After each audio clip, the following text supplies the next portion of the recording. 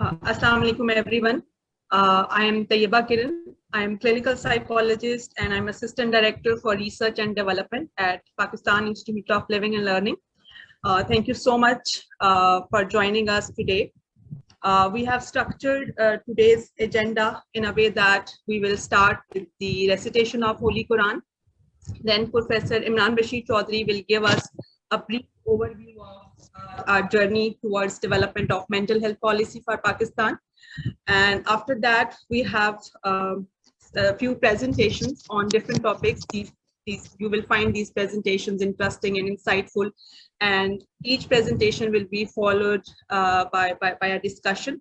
And then towards end of the session, we have some time for our discussion for way forward. It depends on the time we will have.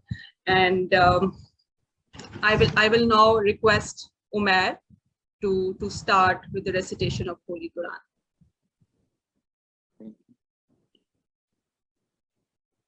أعوذ بالله من الشيطان الرجيم بسم الله الرحمن الرحيم ولما بلغ أشده واستوى آتيناه حكما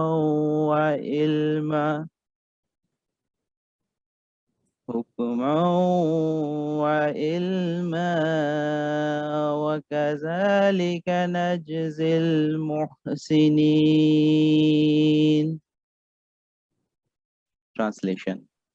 And when he attained his maturity and became full grown, we granted him wisdom and knowledge, and thus do we reward those who do good to others.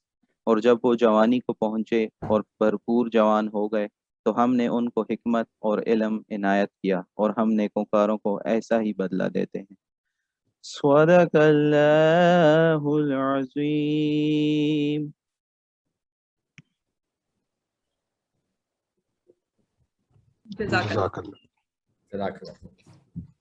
I will now take a few minutes to introduce chair and co-chair, and then our very important list of panelists. So today's session will be chaired by Professor Imran Bashir Chaudhry. Professor Imran is consultant psychiatrist. He is chairman, Department of Psychiatry at Ziauddin Group of Hospitals. The session will be co-chaired by Professor Haider Naqvi. Professor Haider Naqvi is head of the Department of Psychiatry at Civil Hospital. Then we have our panelists with us. We have Senator Dr. Zarqa Soharwardi Taimur. She is member Senate of Pakistan. She is examiner with Royal College of Physicians, Ireland. Then we have, we were expecting Mr. Riaz Fatiana to formally open the session by welcoming the audience, but because of another urgent commitment, he has sent his video message. So Mr. Riaz Fatiana is MNA. He is convener for Sustainable Development Task Force. He is member Parliament of Pakistan. He is psychologist by profession. He is human rights activist, and he is chairman Parliament Standing Committee of Law and Justice. Then we have Khatun with us. She is member of Provincial Assembly. She is member of Population Welfare Committee, Khyber Pakhtunkhwa. We have Mr. Ranjit Singh. Mr. Ranjit is member of Provincial Assembly, and he is member of Religious and Minority Affairs Committee, KPK. We have Professor Asghar Zaidi. Professor Zaidi is Vice Chancellor at Government College University, Lahore. He is Senior Research Fellow at Oxford Institute of Population Aging. We have Professor Lubna Beg. She is Pro-Vice Chancellor at Jinnah Sindh Medical University, and she is Dean of Apna Institute of Public Health. We have Professor Imtiaz Dogar. Professor Imtiaz is a professor of psychiatry at Faisalabad Medical University. He is president of Pakistan Psychiatric Society as well. We have Dr. Samira Kambar Bukhari. Dr. Bukhari is head of the department at Psychiatry and Behavioral Sciences Department, Services Hospital, Lahore. We have Professor Ghulam Rasool with us. He is Chief Executive Officer at Balochistan Institute of Psychiatry and Behavioral Sciences. We have Dr. Shujat Farooq. He is Associate Professor and Health Economist at Pakistan Institute of Developmental Economics. We have Mr. Ashraf Khan. He is governance specialist for governance and policy making project, government of KPK and the World Bank. We have Dr. Mina Hussain. Dr. Mina Hussain is higher trainee in psychiatry, South London and Maudsley, NHS Foundation Trust. We have Mr. Jar Muhammad Khan Niazi. Mr. Jar Muhammad Khan Niazi is a social media expert. He is chairman Zakat and Ushur Committee, District Banu. We have Mr. Afzal Hussain. He is CEO, Urban Partnership, Mental Health Social Worker at UK. We have Dr. Motiram Bhatia. Dr. Bhatia is Provincial Secretary Sindh for Pakistan Psychiatric Society, and he is Assistant Professor and Head of the Department of Psychiatry at Nawab Shah. We have Professor Heather Naqvi. I have introduced him earlier, and he will co-chair the session. We have Dr. Sadia Seem. She is a Senior Research Fellow at University of Manchester. We have Ms. Jahara Mia. She is Research Associate at University of Manchester. We have Dr. Amjad Chaudhary. Dr. Amjad is Head of the Department Training and Development at PIL, and he is Consultant Psychiatric at Fountain Hospital. And we have Mrs. Aisha Imran Murtaza from Fountain Hospital, Lahore. And last but not the least, we have Dr. Ishrat Rizwan. She is Assistant Professor at Cust University, Islamabad. I'm sorry if I have missed any name. My apologies for this. We will now play a short video clip from Mr. Riaz Fatiana.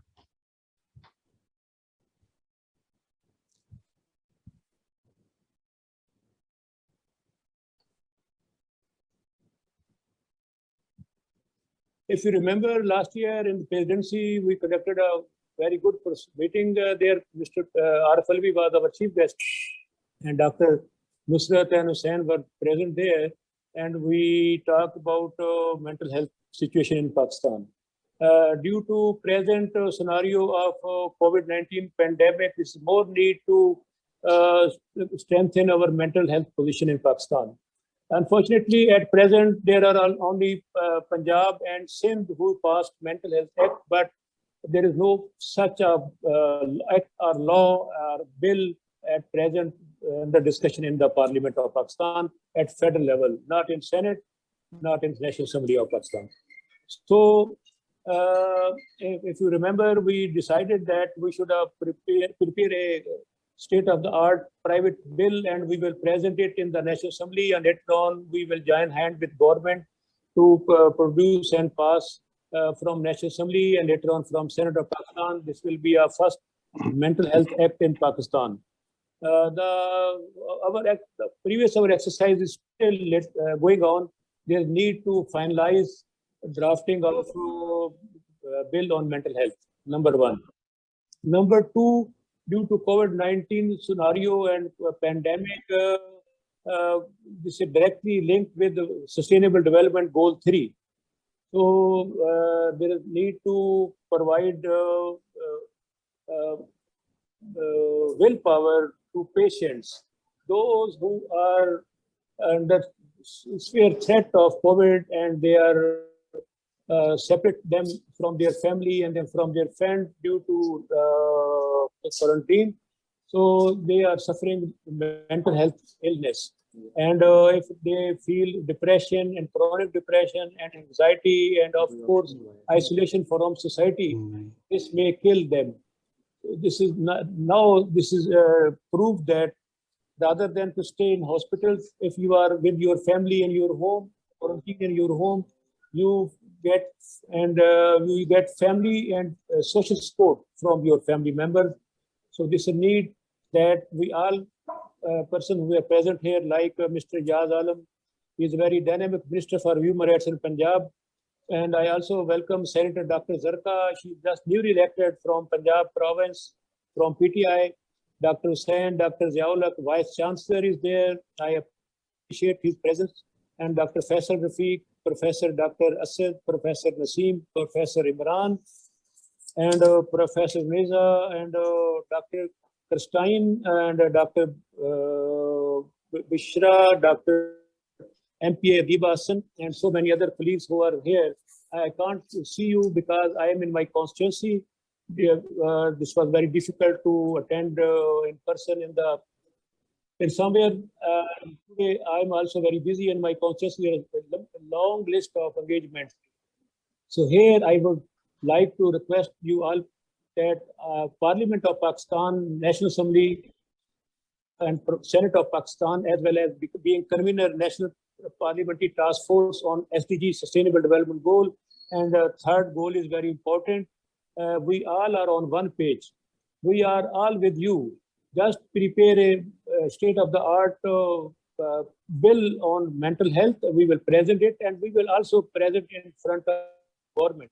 I have scheduled meeting with the Prime Minister next week, and if you can provide me this draft in next coming week, like Monday to Thursday, before Thursday, even till Wednesday, then I can present it to the Prime Minister, which is scheduled meeting.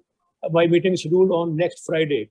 So Government of Pakistan is very committed and very confirmed that people of the country should be healthy, and without health, no nation can survive. In the end, I would like to conclude my remarks that we all should work together, join hands, psychologists, psychiatrists, and academia, and parliamentarians, and civil society, and other sort of our society. We should work together. Thank you. I'm again really grateful for your kind invitation, and you can say that I am part of your team. Bye-bye. Good. Thank you. Khuda Khuda.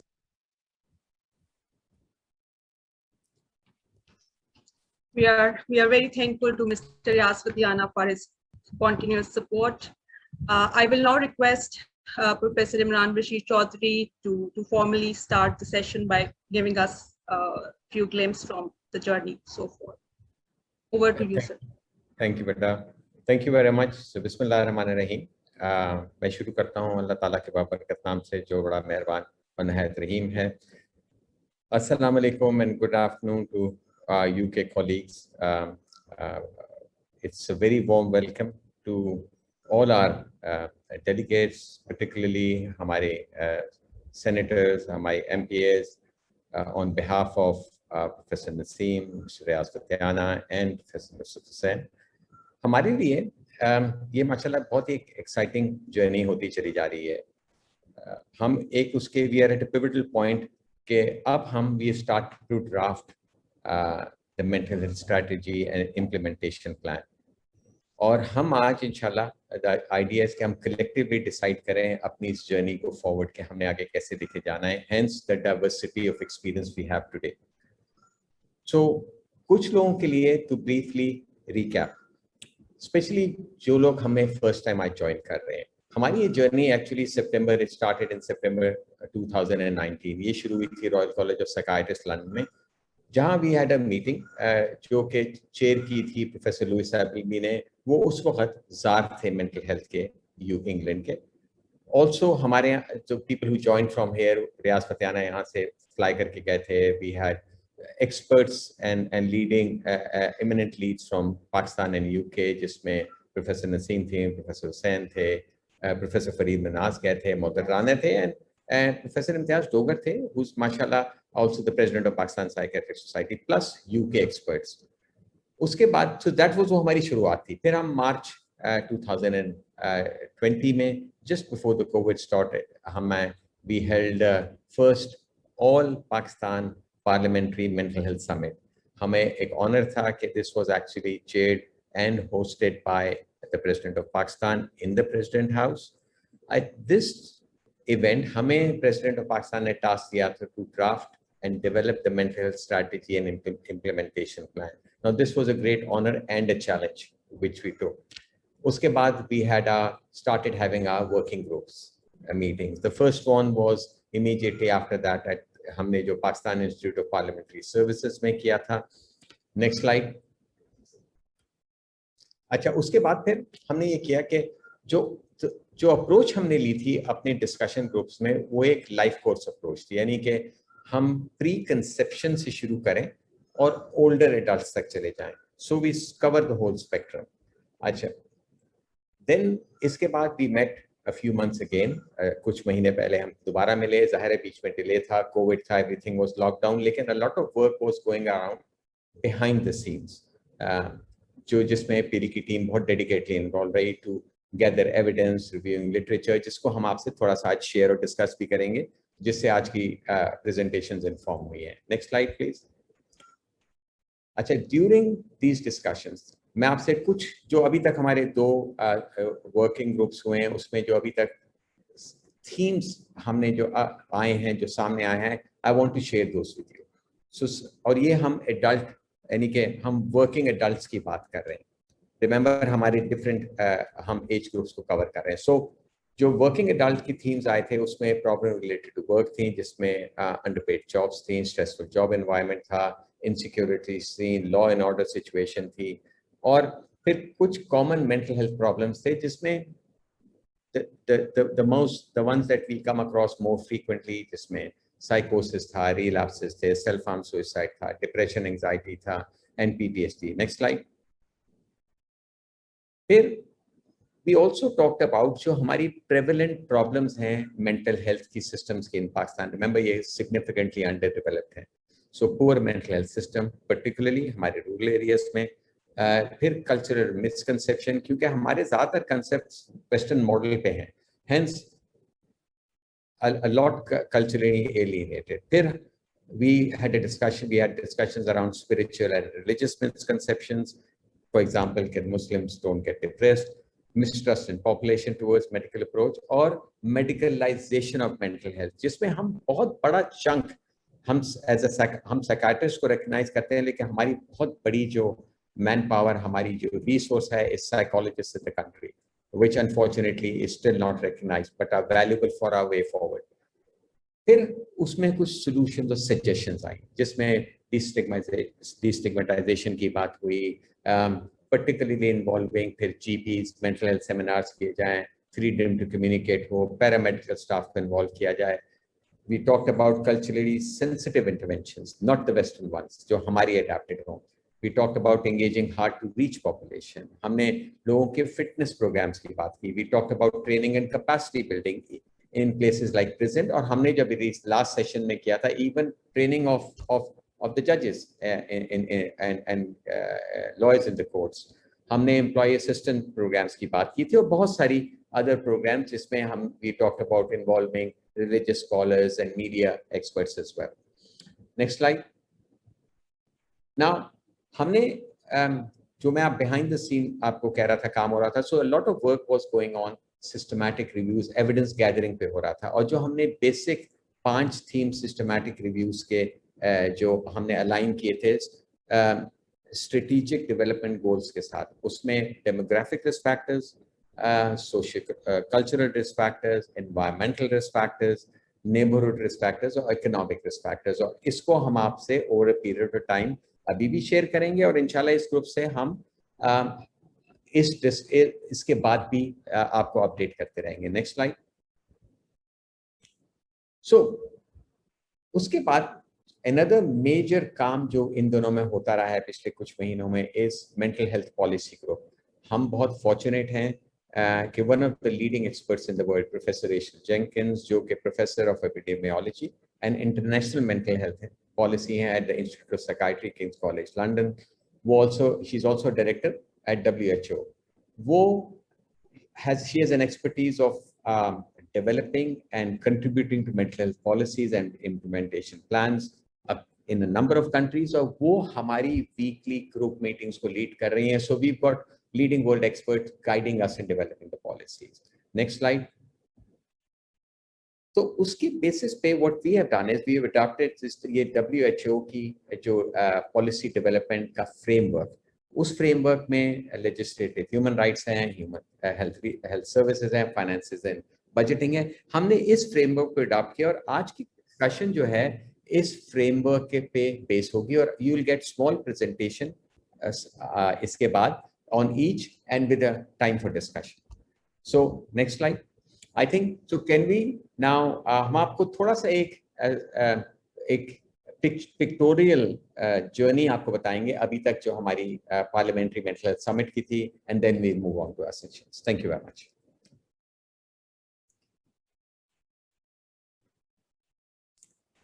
Video please।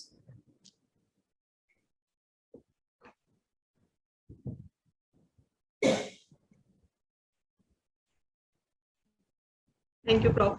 Bilal, can you please play the video?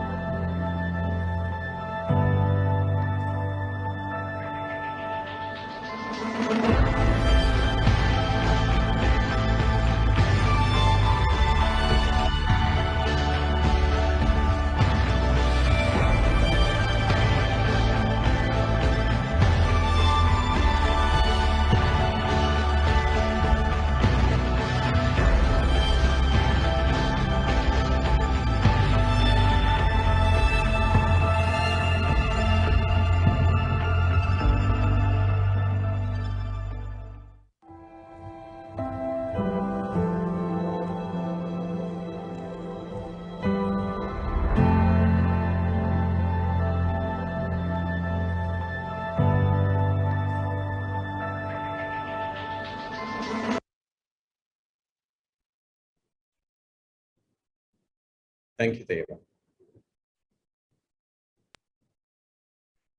Thank you, Bilal. Can we please have the slides on the screen?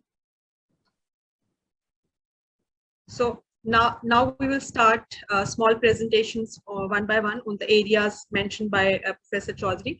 So the first presentation is on legislation and human rights. This will be presented by Professor Zainab Zadeh. And after the presentation, we will open the discussion, and we have Dr. Zarka Soharwardi who will chair the discussion. Over to you, Professor Zadeh. Bismillahirrahmanirrahim. Assalamu alaikum to everyone. Thank you very much, Tayyiba, and for this opportunity. Jaisa ki bataya gaya, my topic today is legislation and human rights. Now, next slide, please. We all know it's very important that if you want to have human rights of people suffering from mental disorders to be improved or protected, we have to have an appropriate legislative framework.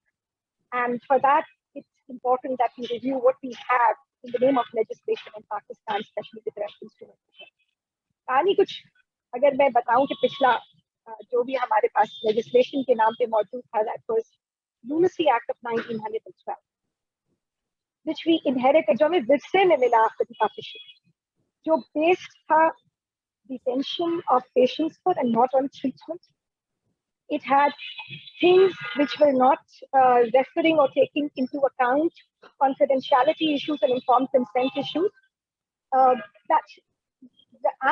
In that act, people suffering from mental disorders were referred as idiots, which was very humiliating and not on humanitarian grounds. So that's what we inherited in the name of in the name of legislation of mental health disorders at that time. In 2000 and in 2001, we saw policy paper coming up, and Mental Health Ordinance 2001 was formulated and approved in the form of presidential order. And that Mental Health Ordinance was addressing and is still addressing the issues with reference to informed consent, confidentiality related issues among people suffering from mental disorders, and the focus more was on treatment rather than detention. So the idea was, and it's still on the same thing, that community care is to be promoted, promotion of mental health and prevention of mental disorders. So this was the major thing that is to be addressed in the ordinance of 2001. Can I have next slide, please? Then what we saw, there was a revision made in 2003. So as our team में इस policy में revision की गई. There were several revisions that took place in that, and the components of that, the components that are covered in the policy that we have are developing community mental health services, downsizing large mental hospitals, developing a mental health component in primary care, healthcare, development of human resource, involvement of users and families, advocacy and promotion, human rights protection of users, equity of access to mental health services across different groups, financing and monitoring system. ये वो major चीजें हैं जिस पर हमारी 2003 की जो revised mental health policy जो हमारे पास मौजूद है इस पर based है. इन बातों जो अभी तक मैंने बातें की उससे कुछ बातें जो वाज़ेह होती है वो ये कि इस पूरे प्रोसेस में, लेजिस्लेशन के प्रोसेस में अवेयरनेस और उन लोगों की अवेयरनेस जो इस कानून साजी में इन्वॉल्व होते हैं बहुत जरूरी है. What we learned from our previous summit discussion was that there are judges being trained in that, there are lawyers being trained in that. But the question is that enough or not? Because जबकि हमने ये देखा कि 2003 में जो policy है वो revise की गई, and we see that policy getting amended and the ordinance getting amended with reference to blasphemy rules, with reference to disaster management in 2006, suicide-related issues की decriminalization और schizophrenia-related issues के मुतालिक amendments इसमें की गई जिस पर लोगों की अपनी अपनी राय थी.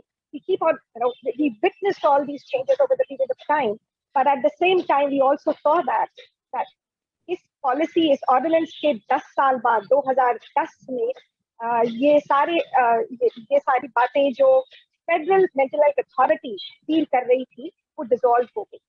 And what we got as a result at that time was no significant achievement in terms of implementation. इसका मतलब बहुत ज्यादा संजीदगी से इस बात पर सोचने की जरूरत है कि जो पॉलिसीज, जो ड्राफ्ट पेपर्स, जो अप्रूवल्स, जो कानून साजी के नाम पर specially mental health related disorders से उन लोग जो लोग ज़हनी बीमारी में मुब्तला हैं उनसे मुतालिक जो कानून साजी की गई, उसके जो लोग इस कानून साजी में इन्वॉल्व थे उनकी कितनी ट्रेनिंग है और अब तक हमने कितनी की है. What we learned as I said कि 100 से ज्यादा जजेस इसमें ट्रेन हो चुके हैं, बहुत सारे लॉयर्स इस पे ट्रेन हो रहे हैं, but still we need to have an ongoing process and that needs to be recorded somewhere so that we know how we can contribute towards that. And the reason I'm mentioning this is जैसे मैंने कहा 2010 में federal mental health authority dissolve हो गई. 2010 में ही Sindh high court का एक decision हुआ जिसमें सिंध हाई कोर्ट के जज ने लॉयर को ये कहा कि वो ल्यूनेसी एक्ट को रेफर करे for the person who was convicted with the suicidal attempt and to be punished. So the judge himself at that time was not aware that there exists a policy or there exists an ordinance for about 9-10 years now after what all was taking place at that time. Can I have next slide, please? Having said that, I would like to now share that on 8th April 2010, Federal Mental Health Authority got dissolved, and these powers were given to now provinces because after the 18th Amendment, health became subject of provinces, and mental health also, as a consequence, became subject of provinces. So what we saw that mental health-related legislation was now it became responsibility of the respective assemblies. And we witnessed that Sindh Mental Health Act was Sindh Mental Health Authority taking the lead in that. So Sindh Mental Health Act was approved and formulated in 2013, Punjab Mental Health Act in 2014, KPK Mental Health Act in 2017, and we saw Balochistan Mental Health Act in 2019. एक बहुत interesting बात यहाँ पे share करती चलूँ कि KPK और बलोचिस्तान के मेंटल हेल्थ एक्ट की जो ड्राफ्ट जो कॉपीज हैं वो वही ऑर्डिनेंस जो 2001 का, उसकी सिर्फ जो टाइटल्स है उसका चेंज है. और जबकि हमने रिपोर्ट्स और दूसरे उसमें ये भी देखा कि 2017 में चित्राल में 44 वुमेन की जो रिपोर्ट किए गए थे कमिटेड सुसाइड और they were all suffering from mental health disorders. So which require, and there was a commission formed at that time. This requires a serious attention that we have these beautiful policies, we have these beautiful papers that require some implementation and some serious efforts to be taken in that direction, which are recorded, which are not only recorded, but at the same time, it's all stakeholders which are to take benefit from it, they are informed timely. Can I have next slide?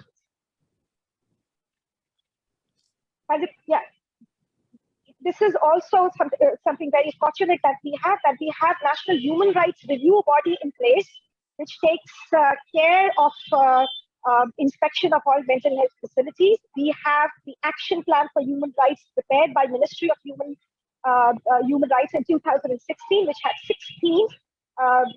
This Human Rights Plan, the Commission formed a plan which has 6 themes, and the important and relevant human rights issues with reference to working adults that Rina highlighted in the previous presentation as well. And I would also like to mention here that equal opportunities given to males and females, discriminatory mahal na ho, allowances related to what's unemployment, या वो लोग जो mental disorders में मुब्तला हैं उनको क्या kind flexibilities दी जाती हैं, और दूसरे allowances जो unemployment के हैं, EAP employee related services कितनी available हैं, disability quota जो मौजूद है education और working place के वो कितना ज़्यादा implement हो रहा है, taking that in account would be very useful.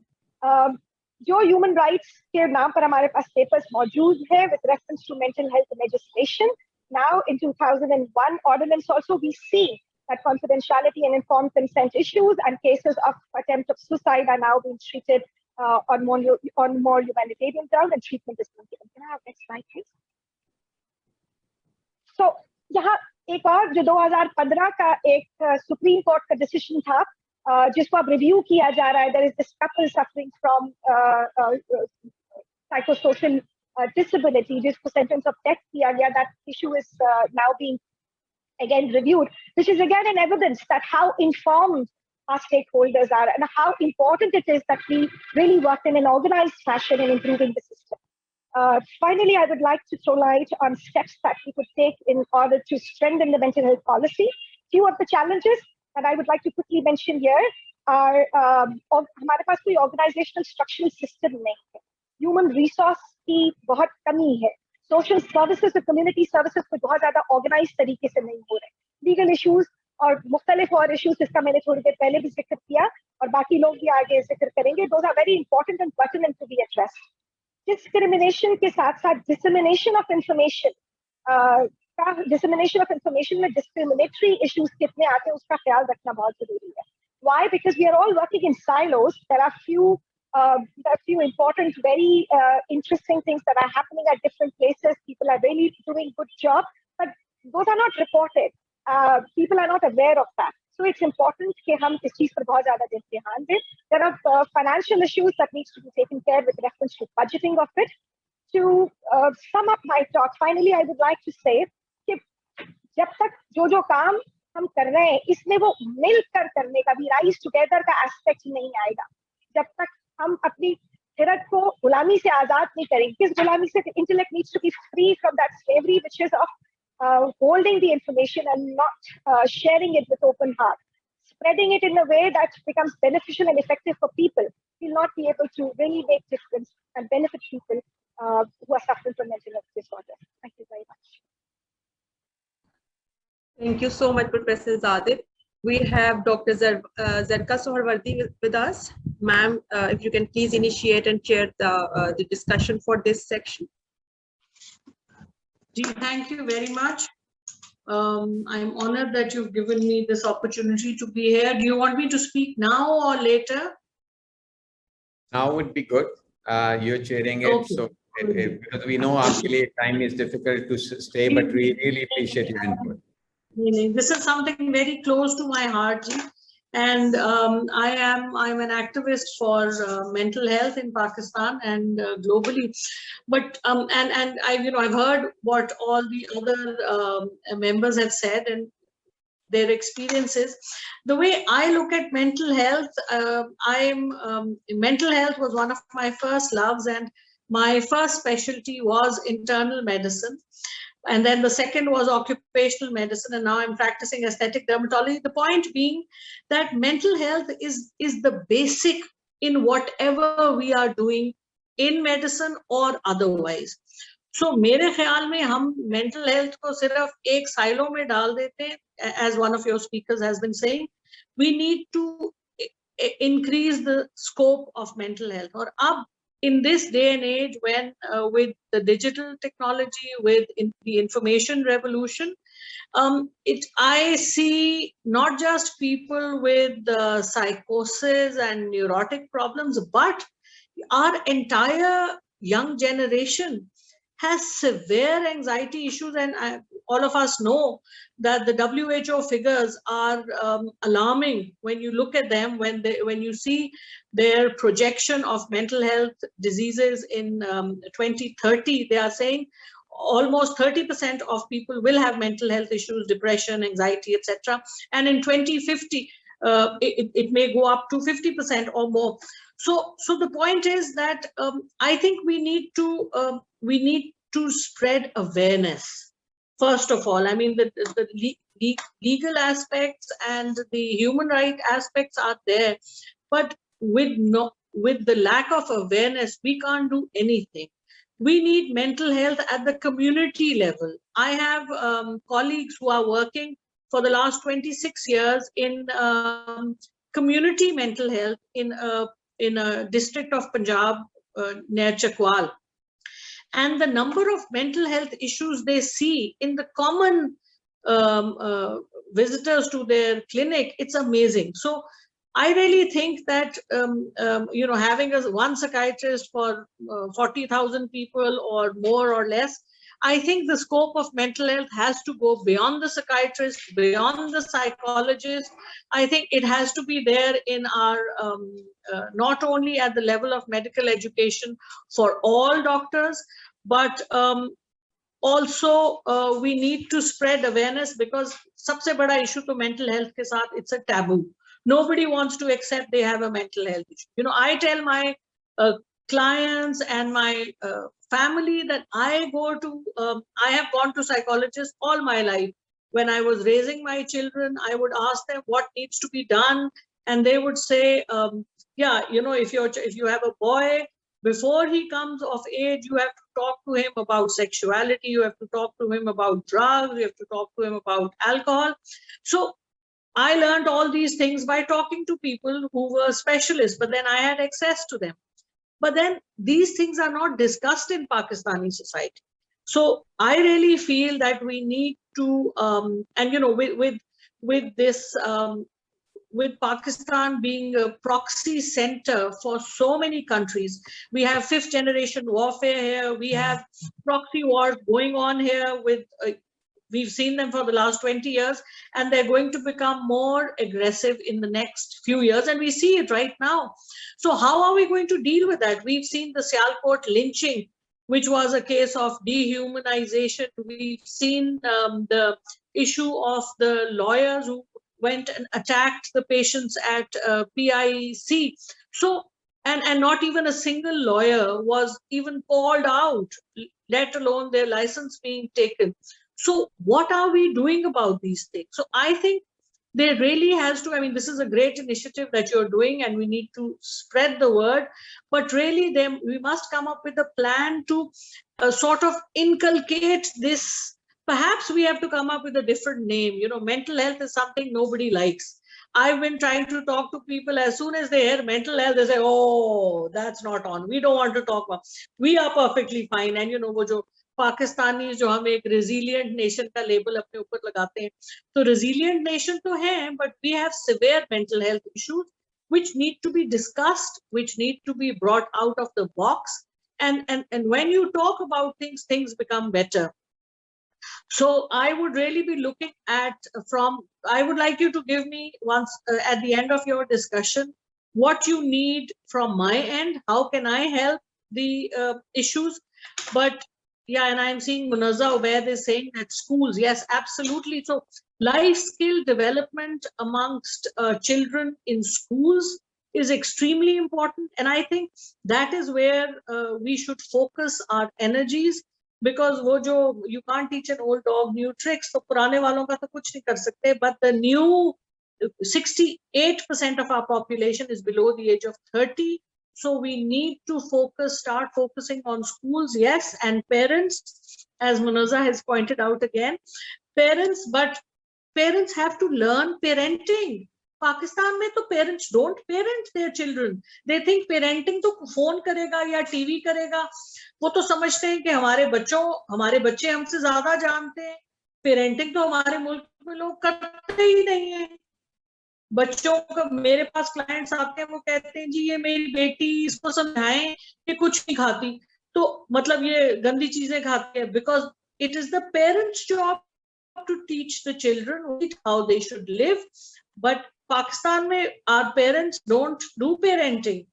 So I guess that leaves the ball in your court for so we can design a program that looks at, yes, stigma will always be, but stigma is a problem globally as well. More people, I think uske liye to aap koi Me Too campaign design kare, jisme ke people come out with whatever they faced in life, and or pick up the Me Too campaigns jo already chal rahe hain, or unse bring out the mental health issues from there, so that the more we talk about it, I think, and I would say that talk about it at the level of schools, colleges. We don't talk about our issues. हमारे students इसीलिए तो इतने ज़्यादा drugs में engage हो रहे हैं.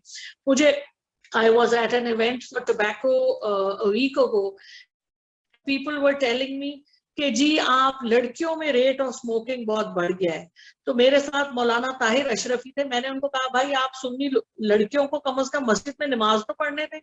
आप लोग तो, हम लड़कियों को जब आप अच्छे काम नहीं करने देंगे, जब आप उनको कोई डायरेक्शन नहीं देंगे, आप उनको ऑस्ट्रासाइज करेंगे सोसाइटी से, तो फिर लड़कियों ने क्या करना है? जो उनको अपनी तरफ खींचेगा वो उसकी तरफ जाएंगी. सो religious लोगों को भी we should engage them, and we need to talk about these things. Thank Why you are very the much, girls in the society more susceptible Dr. Saba. to smoking and drugs? Absolutely brilliant. Absolutely. I know, mashallah, I can see your passion. We could. So this is just perfect. I think perfect foundation for us to go on. So what we'll do is we'll take up more questions, Moneza, as well, if you don't mind, at the later discussion points. So we've got 6 more themes to go through. But you know what? Yeah, go ahead. It's a breath of fresh Thank you air very much. to listen to you. God bless you. Thank you very much. Thank you. My honor. Thank you. Okay, Thank you, Prof. While Bilal is sharing the screen, okay, it's there already. So our next presentation is on health services in Pakistan. Dr. Munazza Ubaid will be presenting this, and then we will have a discussion session that will be chaired by Professor Imtiaz Dogar. So over to you, Dr. Munazza. Thank you so much, Taiba. Assalamu alaikum and Bismillah ar-Rahman ar-Rahim. I'm Dr. Munazza Soharwardi Ubaid, and my topic today is health services in Pakistan. Well, basically, I'm a public health consultant, and I am also an assistant professor in Dow University of Health Sciences. So today, when I'm going to talk about health services in Pakistan, so initially, let's talk about the normal, whatever the health delivery system is of Pakistan. That is, we have the public sector and the private sector. And then in the public sector, we have the federal and the government, provincial governments, whereas the private sector has the formal and the informal. Unfortunately, people are banking on more of the private sector rather than the public sector, and our health systems are not so developed that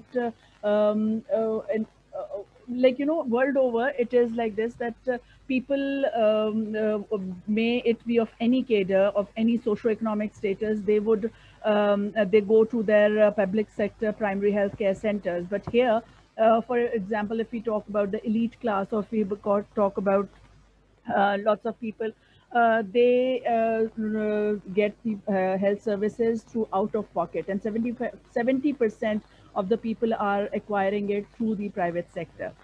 Can I have the next slide, please, Bilal? But when we talk about mental health, this was the overall health scenario, the structure, I would say. But in mental health, we have the religious healers who are taking care of it, and along with that, we have the alternative medicines, that is the traditional healers, hakims, sorcerers, and all the others who take care of the mental health. So people depend on going to an alam rather than going to a proper doctor. I mean, the allopathic doctor. And the reason, major reason, is that it is not so developed.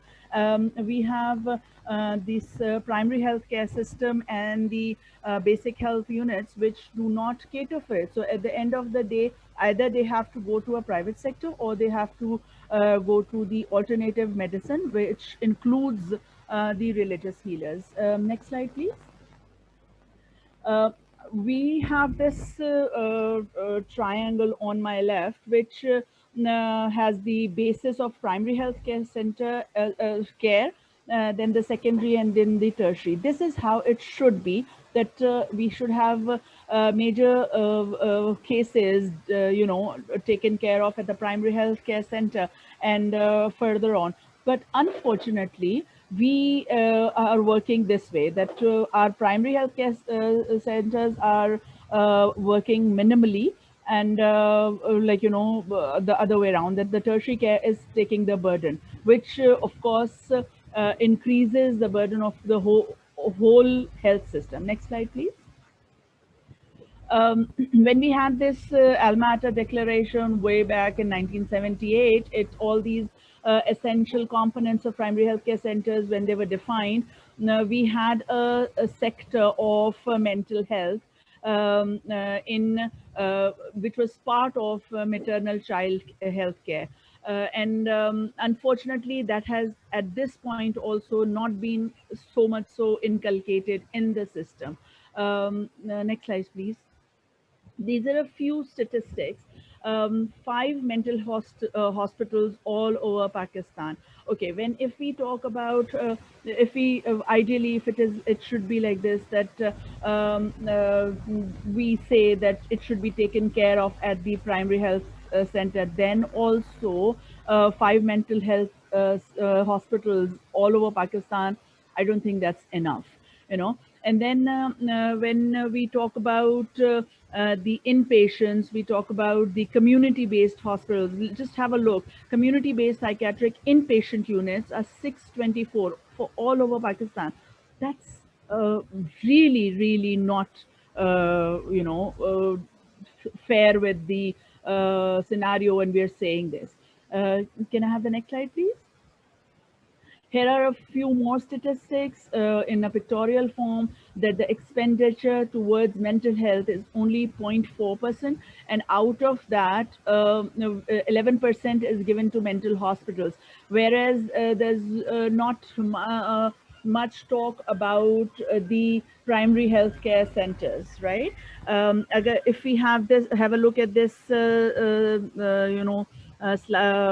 diagram, the outpatient facility is 343.3 per 100,000, whereas the community-based are 44.3. So that's very, very minimal.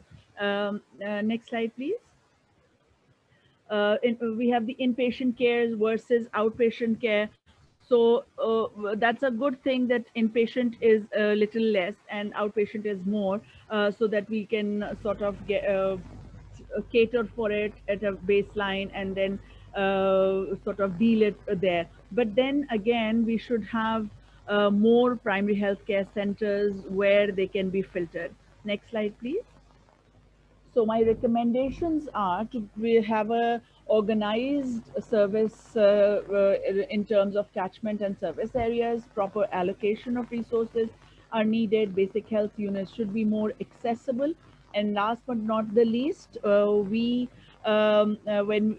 are talking about policy making, so the baseline should be that we should have more policies and legislation made, so that the basic health units and primary health centers are working the best and then of course capacity building and awareness should be there.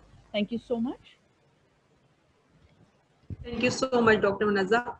We have Professor Dogar with us. Sir, can you please initiate and chair the session? Bismillahirrahmanirrahim. Thank you very much, Professor Munazza, Professor Nusrat, and Professor Imran, Professor Naseem, for giving me this. Ji, Assalamu alaikum. Am I audible? Yes, you are. Thank you very much, Ji. Thanks to all of you for giving me this opportunity. As Dr. Munazza has already described some of the factors, if we see, the health is now after 18th Amendment is mostly provincial subject. And same goes for mental health. And there are certain facilities which are in there in the teaching hospitals, but where we can strengthen our setup is more of at primary care, as it's been talked about. कि जो doctors BHU में RHCs में काम कर रहे हैं उनको हमें ट्रेन करने की जरूरत है, लेकिन ये एक एस्पेक्ट है. एक एस्पेक्ट हमें अपने प्राइवेट जो फैसिलिटी प्रोवाइड करते हैं जनरल फिजिशियंस है ना, उनको भी स्ट्रेंथन और ट्रेन करने की जरूरत है, उनको भी ऑन बोर्ड लेने की जरूरत है, since they are having more burden and they are taking a lot of care of patients. Majority of the time people are going over there. और उनकी भी ट्रेनिंग वाले एस्पेक्ट में हमें शामिल करना चाहिए रादर देन गवर्नमेंट सेक्टर. और हम पाकिस्तान साइकियाट्रिक सोसाइटी के लेवल पे भी हमने प्लान बनाया हुआ है बाकायदा उनकी ट्रेनिंग का, और आई होप कि इसमें जो हमारी पॉलिसी बने इसमें रिकमेंडेशंस में भी ये चीज आए कि दोनों तरह के डॉक्टर्स की, गवर्नमेंट सेक्टर्स वालों को DHDC के थ्रू हम ट्रेन कर सकते हैं जो कि हर डिस्ट्रिक्ट में है, और as well as provincial policies are there. और प्राइवेट सेक्टर वालों को ऑफ कोर्स जो GPs हैं उनकी सोसाइटी लेवल पे और गवर्नमेंटल लेवल पे भी अगर ट्रेनिंग करके हम नॉट ओनली अवेयरनेस फैलेगी, सर्विस प्रोविजन पे बेसिकली लोग ज्यादा स्टिग्मा भी कम होता है और ज्यादा आपके मेंटल हेल्थ सिस्टम पे बिलीव बनता है. These are some of my comments and we can have open discussion. The rest of our panelists, they can talk about this. I'm sorry, I would just want to add that on this forum of PIL, we already have started doing a lot of researches, and there's this MHGAP app on the phones, which could be downloaded by the GPs and varied doctors, and which is a very user-friendly app. So we are sort of conducting a research regarding this for GPs as well as you said, private practitioners, so that to make them realize that this is something very much doable. The only thing is, I would say WHO is doing a lot of work, and they have a lot of apps which we do not know. So the thing is that we should be involving them, as you mentioned, that we need to sort of train them, the private practitioners as well as the GPs. So, and in the pipe, well, I would say we've already had ethics, and we've started collecting data and training them for and getting feedback on this app. And once it is there, it would be very, very, I would say, beneficial when they start using it in the rural areas also. Thank you very much, Dr. So can I request कि अगर हमें हमारे honourable MPAs जो हैं, Humaira is there, if she can have an input, and also by Ranjit Singh साहब, please. जी बहुत बहुत शुक्रिया. मैं ये समझती हूँ कि बहुत अहम इशू है और इसके बहुत सारे एंगल्स हैं जिसपे मेरे ख्याल में बहुत अच्छे और संजीदगी से काम करने की जरूरत भी है.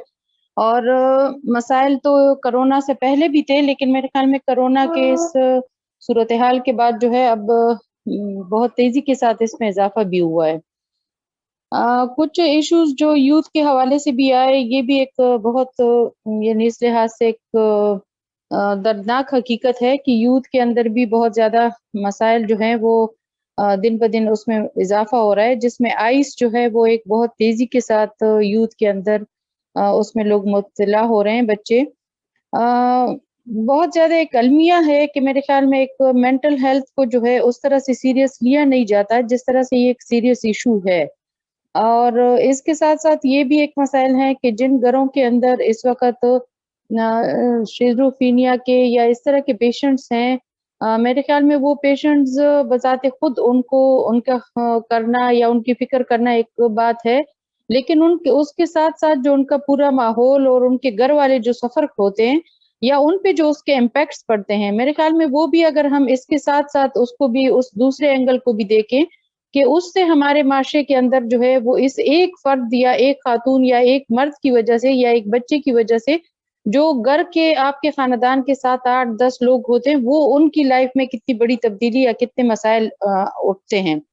और दूसरा जो एक अहम चीज है जो कि हमारे मेरे ख्याल में जो ये अहम बात आई कि 18वीं तरमीम के बाद, चूंकि ये अब सूबों का सब्जेक्ट है, तो मेरे ख्याल में इसको ग्रास रूट लेवल से जब तक हम नहीं उठाएंगे और हम इसको नीचे से उसकी जब तक नशोमान नहीं करेंगे तो इसके जो है बेहतरीन नतायज शायद आहिस्तगी से आहिस्ता आहिस्ता हमारे सामने आए, लेकिन बार काफ इसके नतायज आना शुरू हो जाएंगे।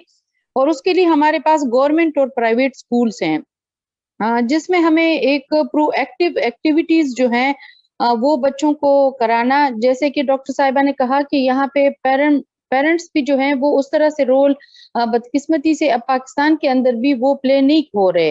अब हमारे घरों के अंदर भी वो मसाइल उठ रहे हैं कि जो खानदान का शिराजा जो है वो आहिस्ता आहिस्ता उसमें डिस्प्यूट आना शुरू हो चुका है। और मेरे ख्याल में ये एक बुनियादी इकाई होती है माशरे के अंदर कि खानदान जब तक मुस्तहकम नहीं होगा तब तक आप इन सारे जो चीजें हैं इसको कवर नहीं कर सकते। लिहाजा अगर हमें इसको नीचे से ग्रास रूट लेवल से इसको शुरू करें और स्कूल्स के अंदर हम इसको बाकायदा एक सब्जेक्ट के तौर पे जो है इसको इंट्रोड्यूस कराएं और मेंटल हेल्थ की कुछ बुनियादी इश्यूज जो हैं, और एक साइकेट्रिस्ट, ये आज से 25 साल पहले की बात है कि मुझे अमेरिका की एक स्कूल टीचर ने कहा कि वहां पे ये कंपल्सरी है कि स्कूल्स के अंदर एक साइकेट्रिस्ट जो है वो मौजूद होती है। आप देखते हैं कि स्कूल के अंदर बच्चों के एक क्लास के अंदर एक बच्चे का एटीट्यूड बिल्कुल अलग होता है, लेकिन उसको उसी वक्त एक साइकेट्रिस्ट की जरूरत होती है जो कि अगर हम उस वक्त उसको कंट्रोल करें, उसको डील करें, तो मेरे ख्याल में आने वाले दिनों में वो बच्चा जब बड़ा होता है तो वो माशरे के अंदर एक सेहतमंद रोल प्ले कर सकता है। तो एक इसका हल ये डॉक्टर हुमैरा खातून साहबा, ऑनेस्टली आपकी इतनी ब्रिलियंट ये इसकी नरेशन और डिपिक्शन है कि we have to start from the grass root level. You are absolutely right. और एक के इम्पैक्ट से, एक बीमार होने से सोसाइटल और फैमिली कितना सिग्निफिकेंट इफेक्ट होता है पूरे माशरे में, जिसको हम क्वांटिफाई ही नहीं कर सकते। सो यस ऑफ कोर्स, आपका बहुत बहुत शुक्रिया। We would want you to stick around for the later discussion because we need your input and your help. So Taiba, is it okay if we continue to progress because we've got 5 more sessions to go through? Please. Thank you very much. Yes, yes.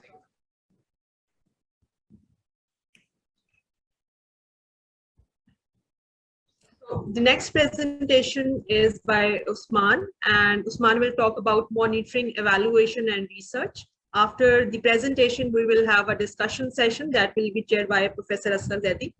So over to you, Usman. जी अस्सलाम miss लेगा, sorry मैं disconnect हो गया था एक second. Can you hear me? या We can. Okay okay, अच्छा जी। Monitoring, evaluation and research. तो my name is Usman Arshad, जो कि सारा नज़र आ रहा है, और मैं लीड एविडेंस सिंथेसिस हूँ Pakistan institute of living and learning में, और विजिटिंग फैकल्टी मेंबर हूँ गवर्नमेंट कॉलेज यूनिवर्सिटी में। जी प्लीज़ नेक्स्ट। इसके कोई भी पॉलिसी जब भी हम देखते हैं तो उसके कुछ ऑब्जेक्टिव्स होते हैं। ऑब्जेक्टिव्स के बाद देयर आर सम स्ट्रेटजीज जो कि उसको इम्प्लीमेंट करने के लिए बनती हैं। फिर स्ट्रेटजीज को एवेलुएट करने के लिए टारगेट रखे जाते हैं और उनके इंडिकेटर्स होते हैं। And on that note please अगर नेक्स्ट स्लाइड कर दें, तो मॉनिटरिंग और evaluation are much necessary part of any implementation plan. कोई भी आप पॉलिसी बनाएंगे, कोई भी इम्प्लीमेंटेशन प्लान करते हैं, तो मॉनिटरिंग से हमें रूटीन ट्रैकिंग करते हैं कि हम ट्रैक पे हैं, हमारा जो प्लान है वो इम्प्लीमेंट हो रहा है या नहीं हो रहा। And evaluation is an appraisal, kind of appraisal system कि आपको डाटा आएगा and from that data you will try to evaluate if you are on the right track. इसके अलावा जो आपने प्लान बनाया है इसकी itself जो है evaluations की बहुत ज़्यादा ज़रूरत होती है। तो please next slide.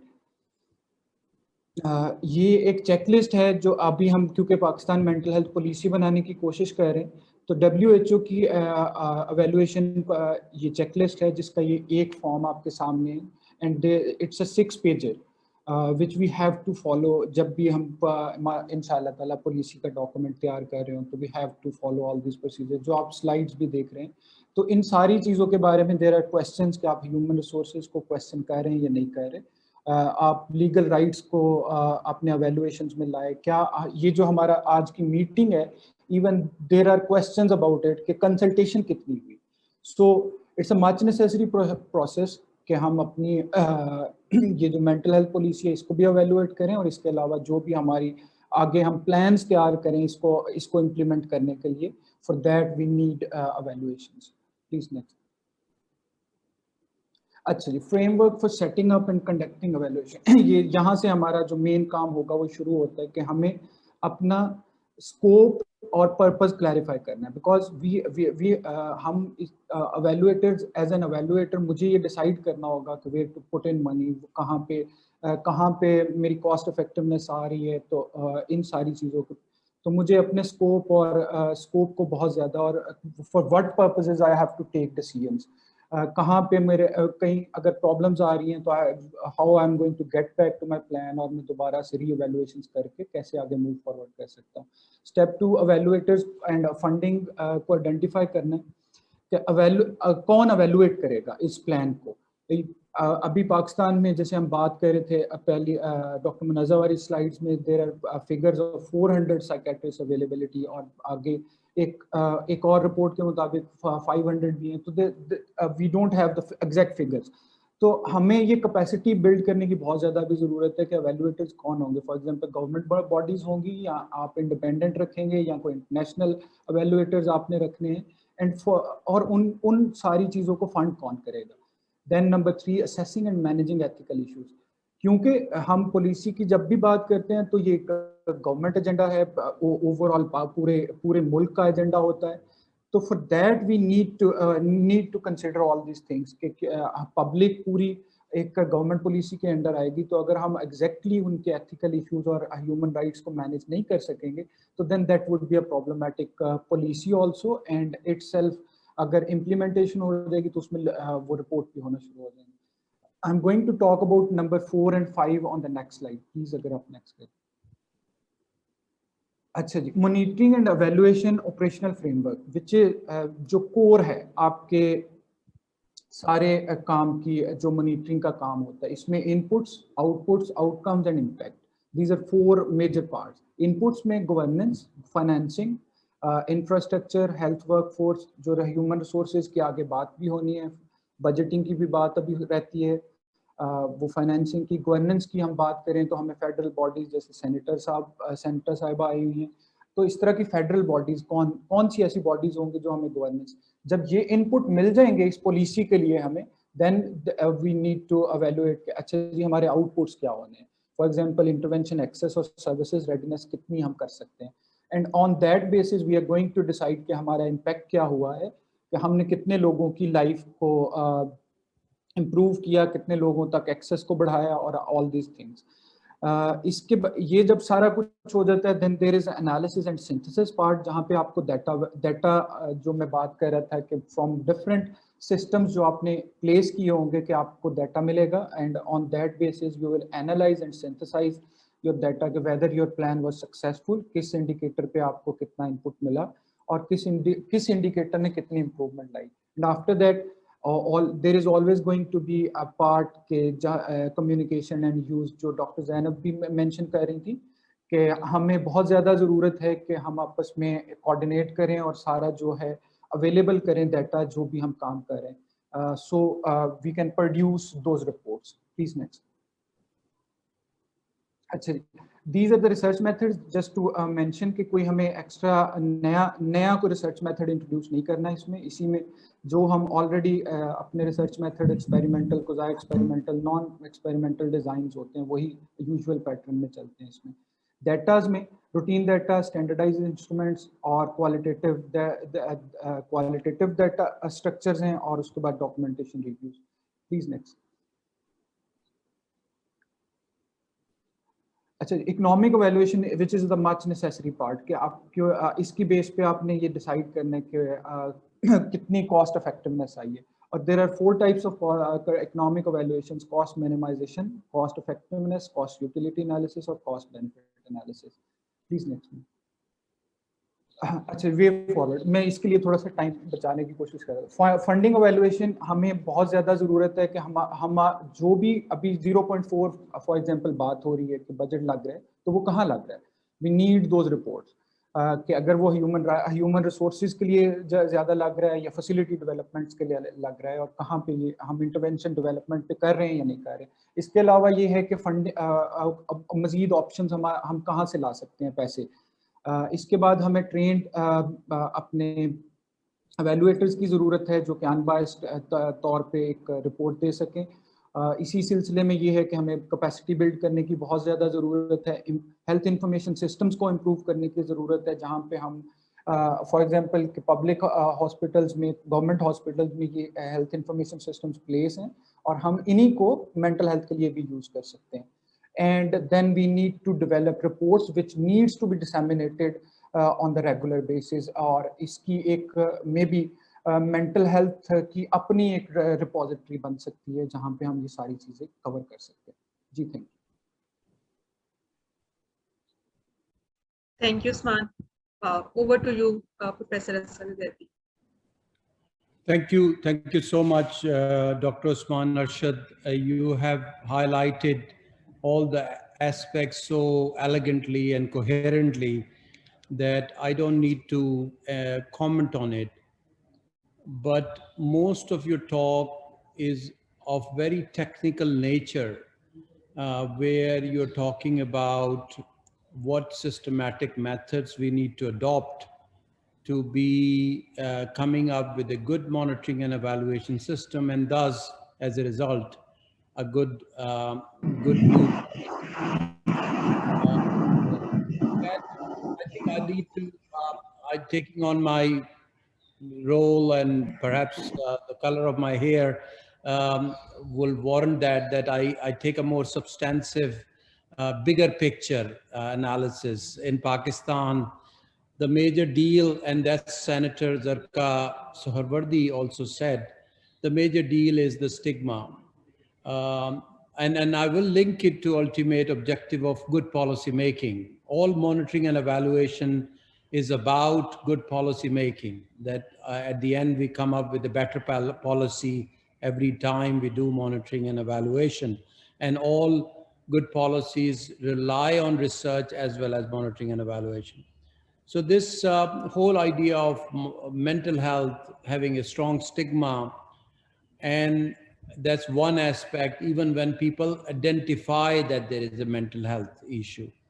Majority of the time, mental health issue is unidentified. So the recognition is a major problem. Even when we identify and we deal with the stigma, then comes the question of treatment.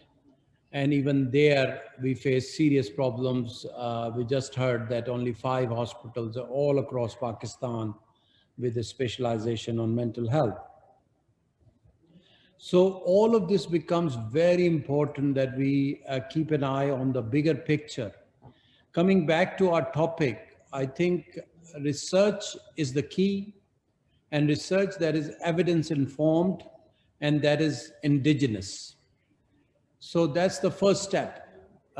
If we carry out good research, then we are able to identify the causes, the underlying causes of a problem, or of a treatment of a problem, or of an identification of the problem. And that needs to be done, that needs to be promoted. Unfortunately, we don't have very strong tradition, with the exception of good work that Professor Imran is doing and other colleagues present in the panel here are doing. We don't have very strong tradition of doing mental health research.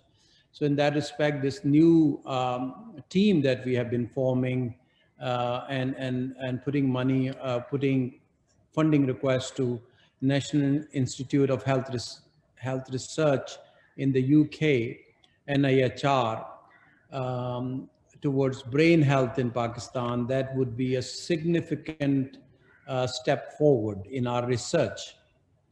So that's one thing. Research needs to be strengthened. And in that respect, you mentioned many good things.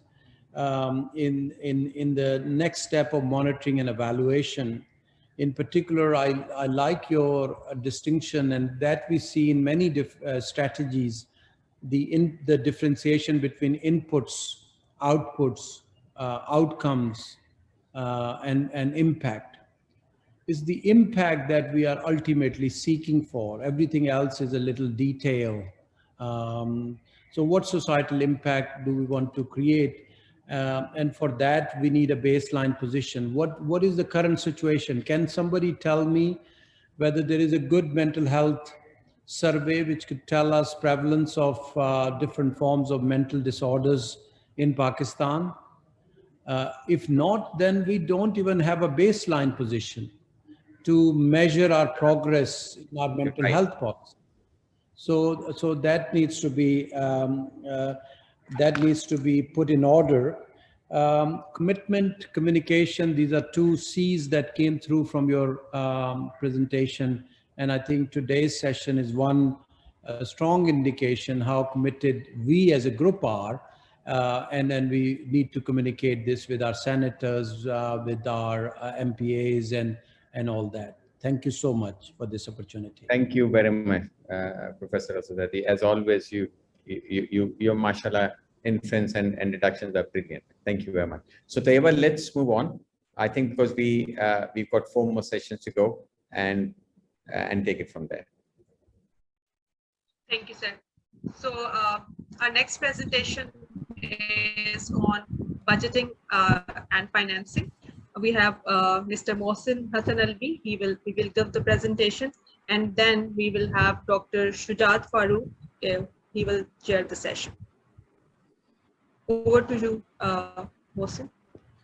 Thank you, Ms. Tayyiba. Assalamu alaikum all. Today I'm going to talk about financing and budgeting of the mental health sector in the Pakistan. Next slide, please, Bilal. Okay. Here we have mentioned the budgets of at the provincial level along with the federal level. और इस budgets के chart पे जो हमने left top पे बनाया इसके साथ we have constructed a pie chart along with this charts, and the blue color shows the current budgets and the orange color shows the development budgets. So, and the elements of the current and development budget have been mentioned in the chart at the right bottom. So the total health budget is 6.05 crore Pakistani rupees, inclusively all the province and the budget, federal budget. So this health budget का 0.4% जो है that minimal amount is being utilized on the mental health sectors. So WHO AIM की reports के अंदर mention है, and different authors has also reported this. So one of the evidences we have found with the same report, ये जो छोटा सा budget है जो कि 2.4 अरब रुपीस पाकिस्तानी रुपीस है, उसका 11% जो है वो कि साइकेट्रिक यूनिट्स के अंदर होता है, बाकी 89% स्टिल ये डिबेटेबल. एंड डेफिनेटली ये जो बजट है दिस इज बहुत कम है to fulfill the entire need of the population who are the health seekers, near about 42 lakh Pakistan के जो population उनके. Next slide, please. Okay. One of the evidences we have found more than 25 evidences, but उसके लिए एक evidence, but majority of them did not talk about at the macro level. So very few evidences we have found who talked about the macro level. One of the evidence was the Ashar Malik and the Dr. Murad Musa Khan from Aga Khan University. So with the value of the entire mental health burden, we took that value and we discounted by using the GDP deflator. Definitely the economics knows the how we have got here the GDP deflator by nominal deflator divided by the real deflator. So we have converted 2006 values into 2020. So the burden of mental illness will likely to have in the 2020 is 6.9 crore Pakistani rupees. It will go for the round off, so 7 crore Pakistani rupees. So this is the, but assumption is that this could be a higher much cost because this cost was collected from the private hospital. Recently, we have done this exercise in our one of the study, and we have calculated this cost from the government hospitals, and that cost is likely to be reduced by 10 times of this cost if we go for the government hospital. Next slide, please. So these budgets जो कि 0.4% है for the entire health budgets का, वो budget जो है वो primary care units के ऊपर जो है यूटिलाइज नहीं हो पाता, क्योंकि प्राइमरी केयर जो यूनिट्स हैं जैसे BHUs हो गए या RSC हो गए वो अंडर यूटिलाइज हैं. Ultimately that will cause to the overburden of secondary and tertiary care units. जैसे पाकिस्तान के अंदर 5395 बेसिक हेल्थ यूनिट्स हैं जो कि इस पॉलिसी के मुताबिक जहाँ पे 10,000 to 20,000 population in catchment area में जहाँ पे फॉर्म किया जाता है, जो कि स्टिल अंडर यूटिलाइज है, वो इंफ्रास्ट्रक्चर डेफिशिएंसीज का शिकार हैं. डॉक्टर्स की रजिस्टर्ड डॉक्टर्स की तादाद ज़्यादा है एज कम्पेयर टू नर्सेस की, जो कि उल्टा होना चाहिए. Apart from this ad hoc policies बनाई जाती हैं, टेम्परेरी स्टाफ को रिक्रूट किया जाता है और मेडिसिन अवेलेबल नहीं होती, डायग्नोसिस टूल असेसमेंट्स के लिए नहीं होते. ये सारी चीज़ें जिसकी वजह से BHU की क्रेडिबिलिटी अब कम होती जा रही है.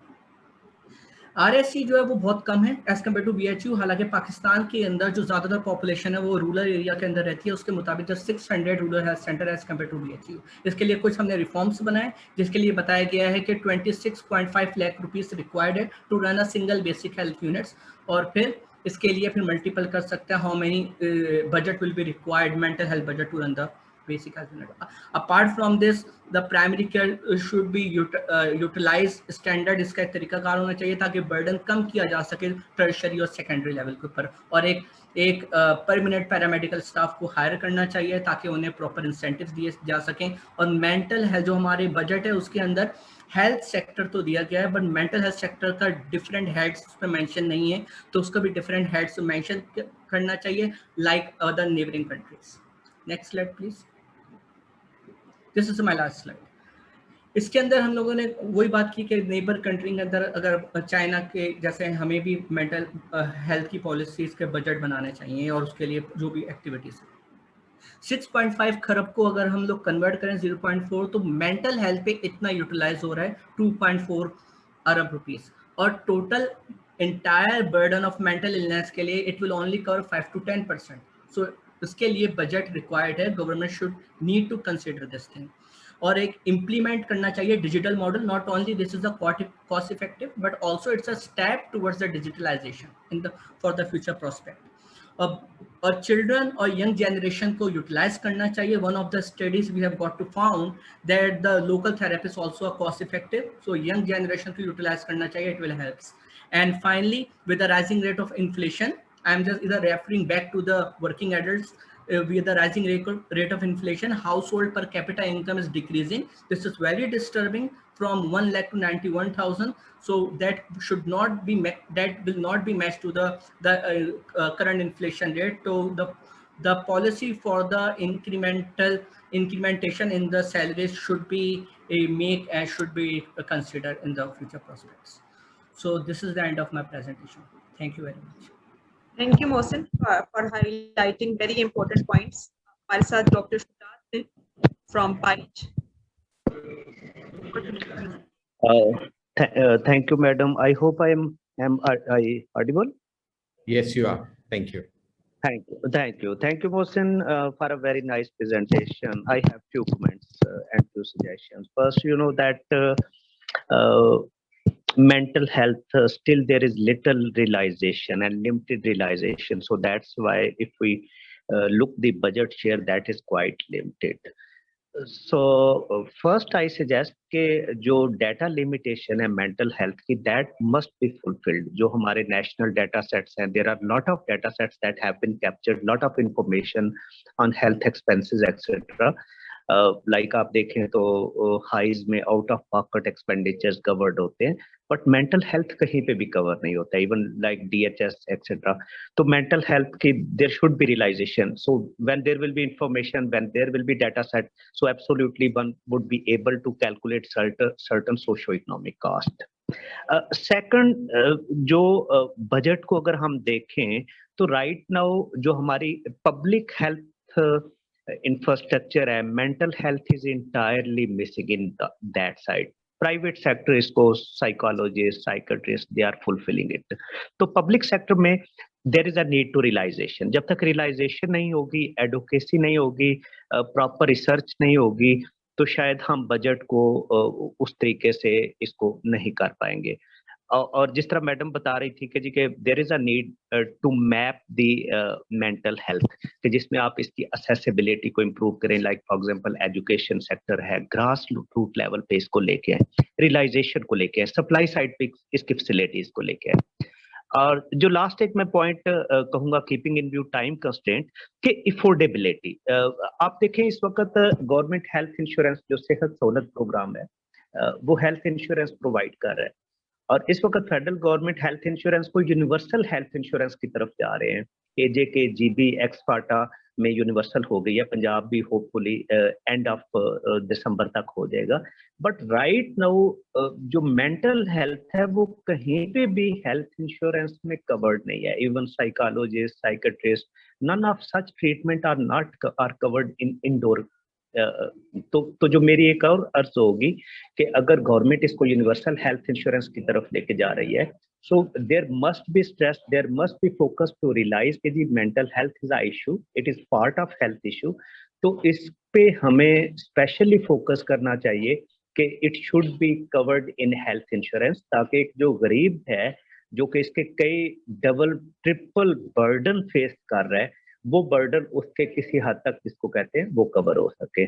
So keeping in time constraint, I will not speak more. Thank you very much. Thank you person.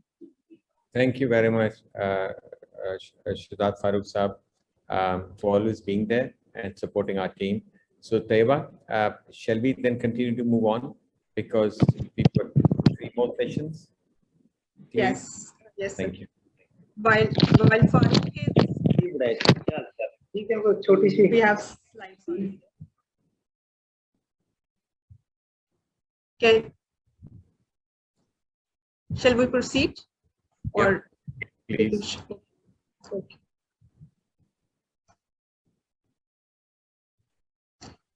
So the next section is about human resources. We have Dr. Nurul Zaman Rafiq with us, and this will be followed by a discussion, and we have Mr. Ashraf Khan who will chair the discussion for this group. Over to you, sir, Dr. Nurul.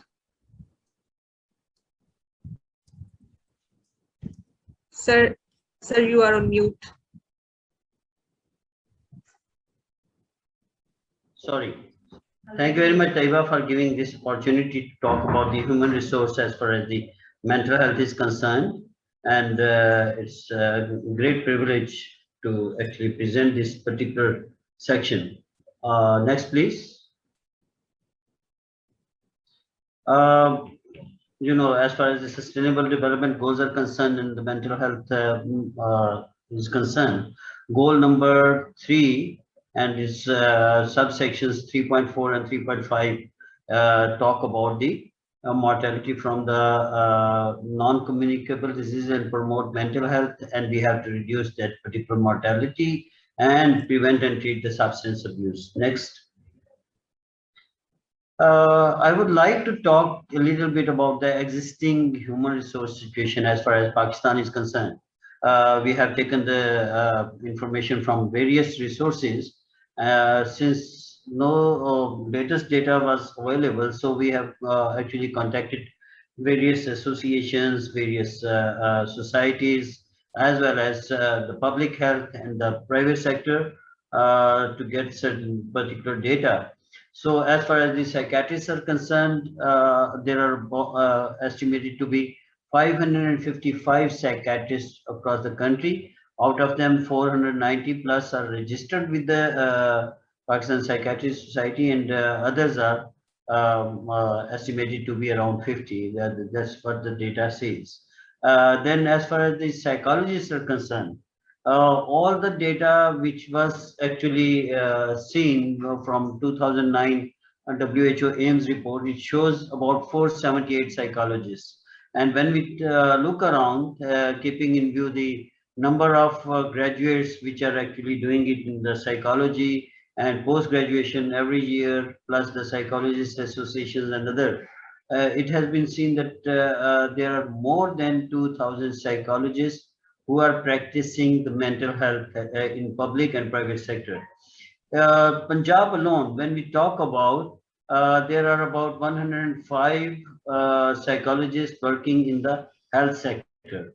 And moreover, as far as the special education is concerned, we have got an ample number of psychologists working over there as well. That is around more than 100 that has been told by them. And coming down to the non-government sector, particularly when we talk about the psychologists, they are there in there. One very peculiar point is that as far as the psychologists are concerned, they are actually not part of any mental health professional document or the policy. All other are actually included in that, but as far as the psychologists are concerned, they are not being shown over there. When we look around for the addiction treatment trained professionals from 2012 till to date, more than 500 addiction treatment professionals have been trained by the Colombo Plan Drug Advisory Program plus UNODC in Pakistan, and it includes psychologists, social workers, and other, even the psychiatrists have been trained over there. And 135 have got the credential in addiction treatment. 3145 social workers are also there. Next, please. There are about 25,782 medical doctors who are not specialized in psychiatry, and which are about 15.37 per 100,000 population, and 13,643 nurses and 12 occupational therapists. They are there, and there are 102,597 other health or mental health workers. And they comprises of many other, they are from homeopaths, they are from teams, and they are from other professions. Next, please. Next, please. Yeah. Budget we have already talked about. Next, please. So comparison between urban and rural shows that most of the psychiatrists and the psychologists, they are working in the mega cities. As far as the smaller cities are concerned, other rural areas are concerned, there is a divide of 2.29 times where it is greater in the mega cities. The density of nurses is 0.15 times greater in the larger cities as compared to the entire country. Next, please. Now, when we look around the human resource working in the mental health, you can see that still, as far as the psychiatrists are concerned, these are about 0.2% of the total, and as far as the psychologist is concerned, that is 0.28%. Other doctors who are practicing as far as the mental health is concerned, that is 15.37, nurses and other mental health workers we have just talked about, who are not doctors, not psychologists, or not from other occupational therapists. They are 61.15%. Next, please. As far as the training is concerned, still there is a, you can see that there is a lot of gap over there, and 73% of the doctors still they need the training, and 27% are trained as far as the mental health is concerned. Then as far as the nurses are concerned, only 3% of the nurses have been trained in the mental health. Mental health training for non-doctors and other professions, that is 11%. Then refresher trainings, which is actually more than 2 days, that is by the 16% of the doctors. And refresher training for primary healthcare nurses is around 5% of the, we have actually taken the benchmark of minimum of 2 days training. And refresher training of primary health care, non-doctors, non-nurses have received at least, who have received 2 days training, that is 13%. Next, please. Here are some of the recommendations. The first, which are in the black, they are actually from the WHO, which says that develop an appropriate policy for human resources, which is very important while looking at the as already been said by discussants over here, that we have to look into the mental health, particularly community-based mental health, as well as school-based mental health, and other such type of programs. We have to develop an appropriate policy for human resources, and then coordinating body should be there, particularly when after the devolution, we have got the provincial policies over there as well as the federal policy. Systematic methodology has to be adapted and adopt appropriate management strategies for the leadership and motivating the staff. Review the curriculum and training of mental health staff. It has again been discussed during the discussions on prior presentations. I have marked it in red color. As discussed that we have to involve the religious people, we have to involve the Hakims, homeopaths. While discussing it with one of our colleagues over here, more than 64,000 people, Hakims, they are actually registered across Pakistan. And then we have got a major portion of homeopaths as well. And they are actually there. Then leaders, counselors, paramedics, they are to be trained and involved. This would bring at least some sort of, understanding amongst the people, because as the Senator Dr. Suhrawardy has already discussed about, that as far as the doctors are, these particularly, I would say the other stakeholders are concerned, they are going to play the pivotal role. So we have to train them and involve them in this mental health program. Thank you very much. Thank you, Dr. Noor. हमारे साथ Mr. Ashraf Anand, who is governance specialist. Okay. Thank you very much. Thank you, Dr. Noor, for a nice presentation. We know that mental health is very important subsector of the health sector. And while human resource is the core component of this subsector, Dr. Noor has presented a very clear picture of the mental health in the relation to human resource. He talked about SDGs, and then he talked about, he presented the HR situation in Pakistan.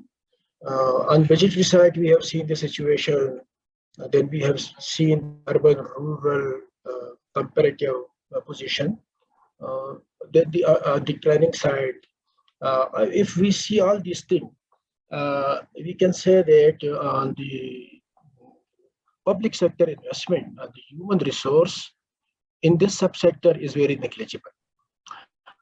Like, for example, if you see the budget situation, 0.4% of the overall health sector budget in all the federal level and all the 4 provinces, only 0.4% goes to mental health. And if we further find out the investment on the human resource out of the mental health allocation, then the situation will be very alarming. It means that there is a very negligible investment, especially public sector investment on mental health. Second, I would like to comment on the WHO, like you talk about the WHO recommendation. That's a very good recommendation, but we need how to utilize as a policy input of the WHO recommendation, especially, we know the health, mental health or the health sector is a gold subject. So the provinces has to take care of these and take advantage of these recommendations. And so such a policy should be formulated. Then if you see the HR side again, we have seen some development, recent development. I would like to give an example in the KP. For example, the psychologist position. We have very few psychologists in the big hospitals. We do not have psychologists at tertiary level and basic unit hospital. But very recently, the KP government has approved the house job position for the psychologist.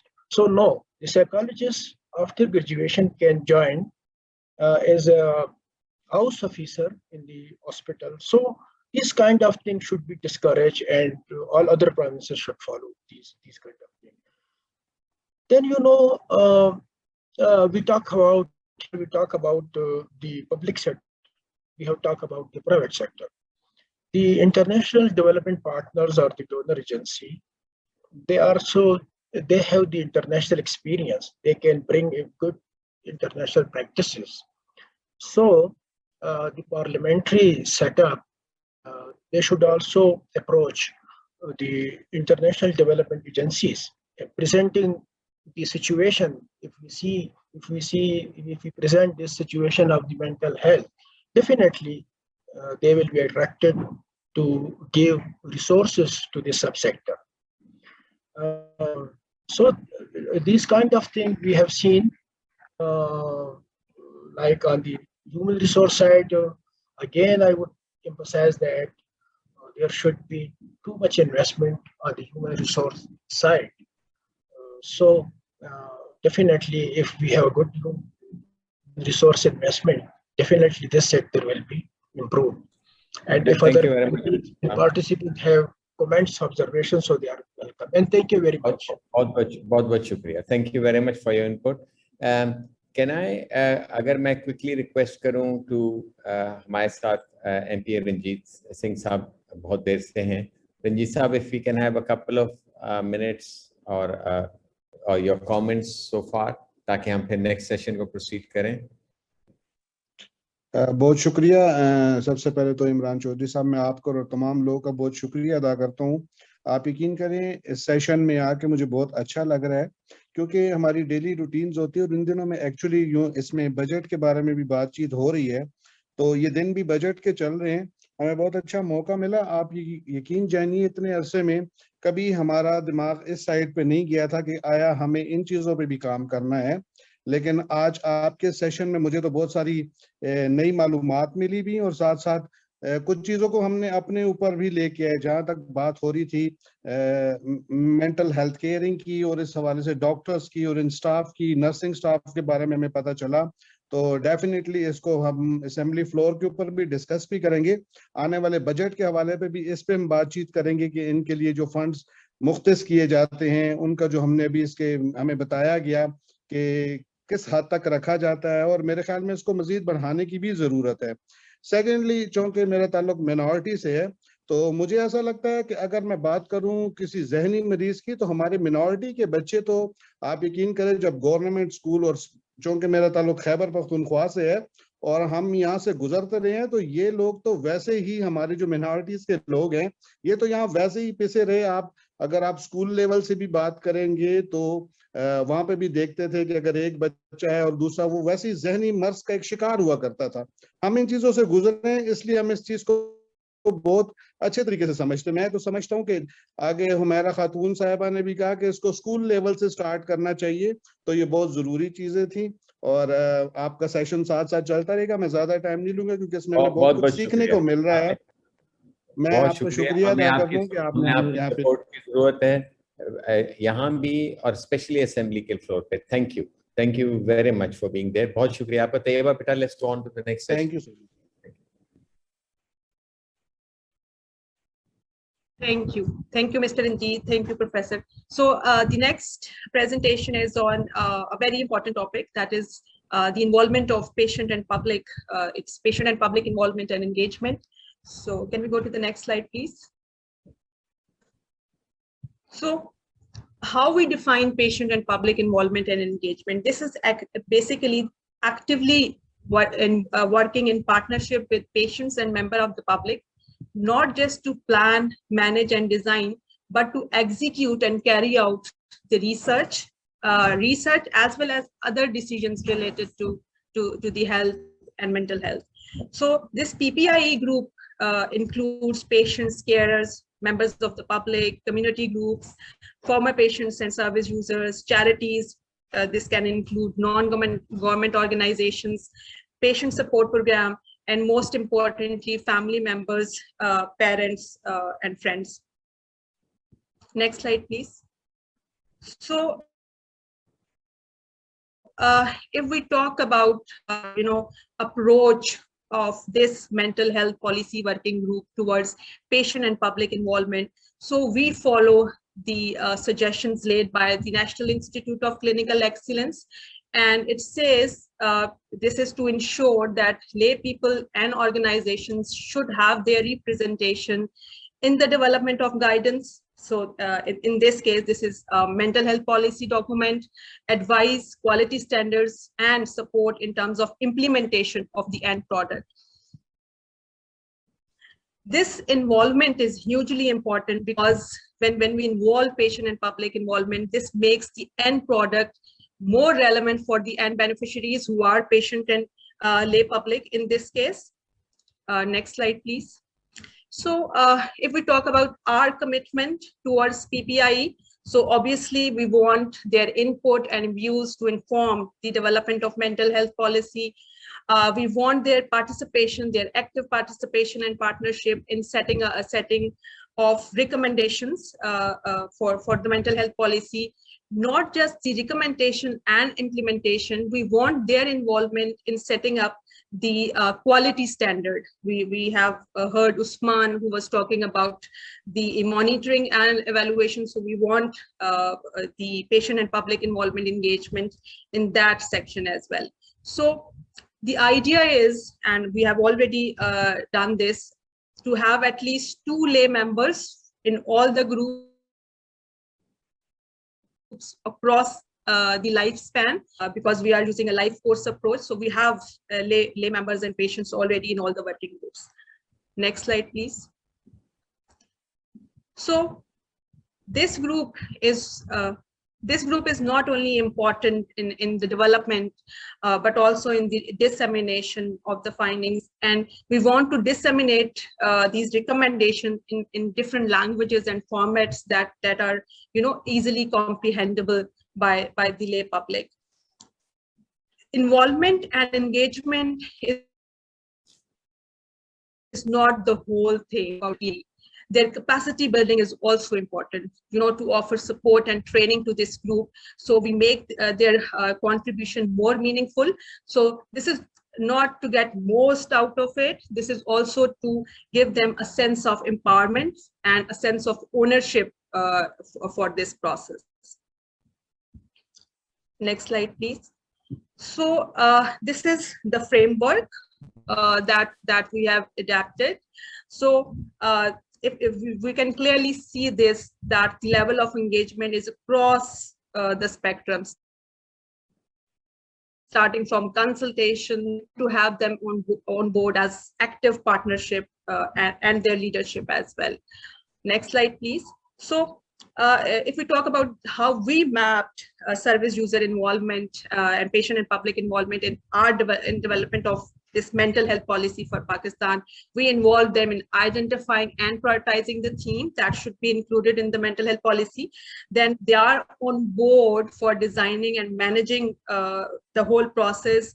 And then in developing the mental health policy and dissemination as well, we will make it a part in the draft policy framework to have this group on board, not just for implementation of the policy, but for evaluation of the impact of the proposed policy as well. Next slide, please. So far, as I mentioned earlier, we have representation of the service user in each working group. To enhance their involvement, we have applied to the National Bioethics Committee for approval of a protocol where we will explore, their views in details in terms of need and prioritization for the mental health policy. We have already trained service users, so we have service user researchers on board who will help us in the analysis of all these discussion groups, similar to one that we are just having. So that's all about the involvement and involvement of patient and public. So we have Jahara with us. Jahara, if you can say a few words, and then we will move to the next session. Thank you, Taiba, for sharing the group's commitment to PPIE and the framework plan. So the PPIE, as we know it, is an important consultation process in the policy formation, which is important to ensure the policies that we develop and reflects what matters the most to people. So it's important for us to understand the social, the society, and the environmental issues that impact people and help that transition from poor mental health to good mental health. And it's through this involving and engaging key stakeholders that awareness raising and increasing mental health and literacy can be achieved. And the framework that you've proposed looks promising for collaborative work, and the key is to involve and engage those who are the most affected. So I would like to open the panel up for a discussion in terms of any questions that you have relating to this. Thank you very much, Jara. So, Afzal, I know you've got great experience, a long experience in being involved with patients in public. Would it be, are you there for some comments on this?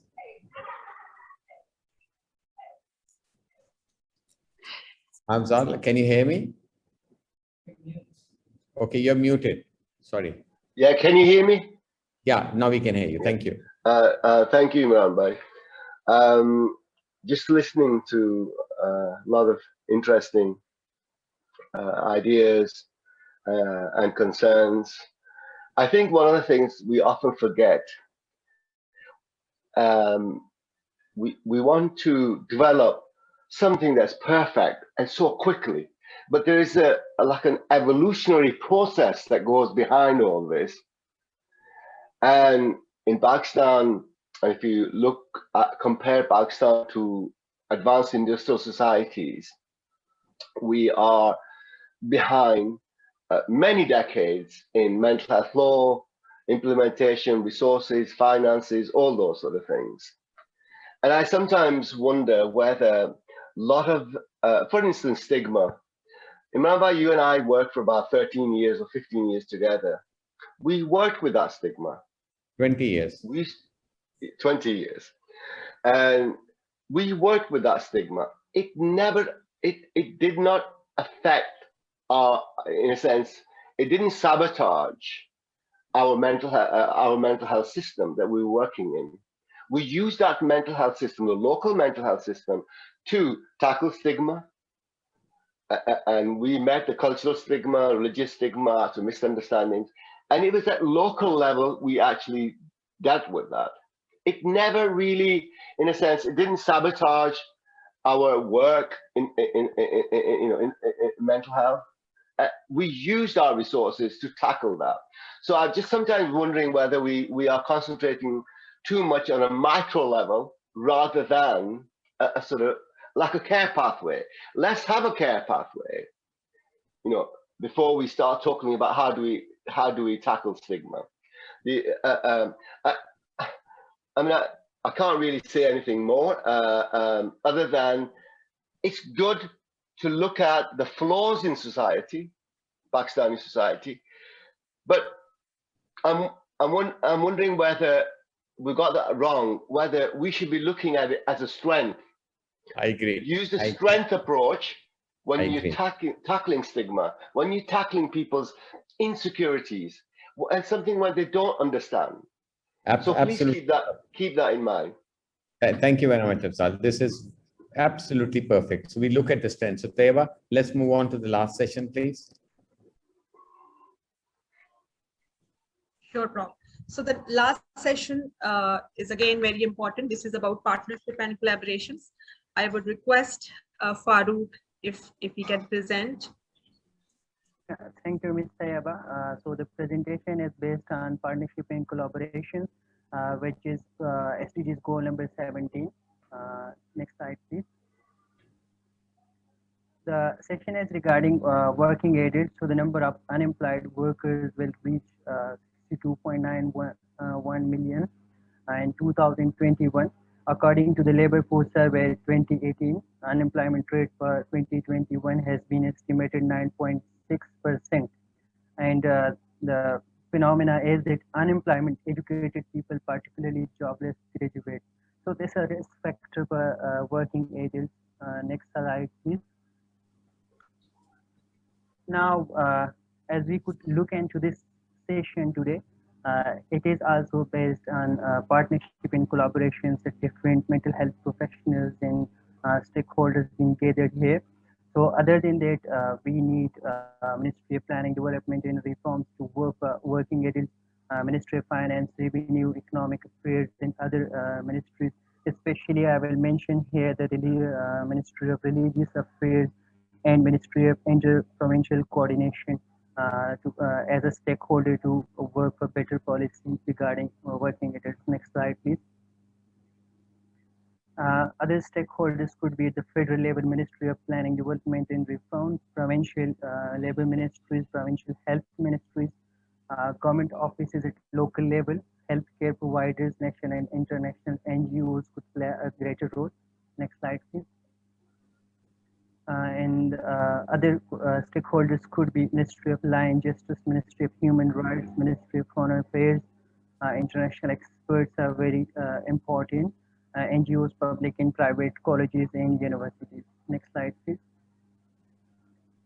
Now, suggestions and recommendations are welcome from the expert panel regarding working adults, how we can go for better mental health policies at the national level, provincial level, and public and private sector. Where are the organizations and who are the people we should link with? Thank you so much. Thank you. Thank you very much, Farooq, for really being very economical with time. Can I request Professor Bhatia, Dr. Bhatia, if he's around for a quick comment before I would request Professor Z for concluding remarks? You, Dr. Bhatia. Lovely, wonderful to have Dr. Bhatia. Please, we can hear you.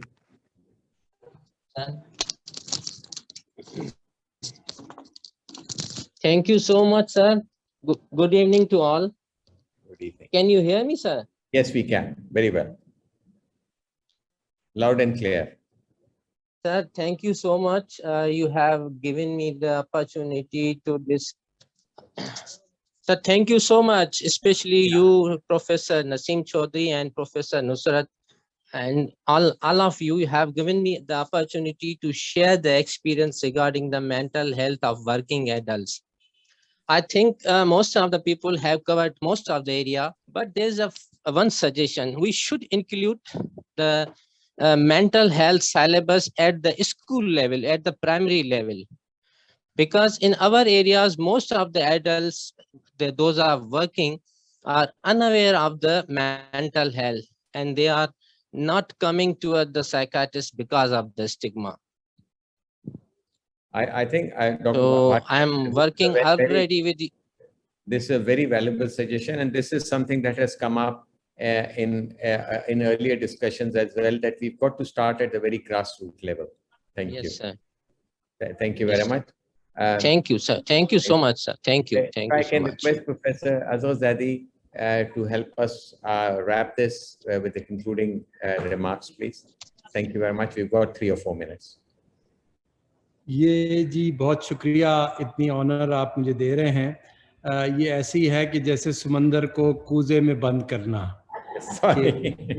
आपने पूरा summit किया है, और summit भी एक topic अगर हम पकड़ें तो ये सारा वक्त उस टॉपिक पे बात करते हुए गुजार सकते थे, लेकिन आपने बड़े अच्छे तरीके से मैनेज किया कि हमें एक डाइवर्स रेंज ऑफ टॉपिक्स पे जो सेलिएंट इश्यूज हैं और जो आपके स्टाफ ने, कोलीग्स ने बड़े अच्छे तरीके से उसके की फीचर्स जो हैं वो समराइज किए हैं।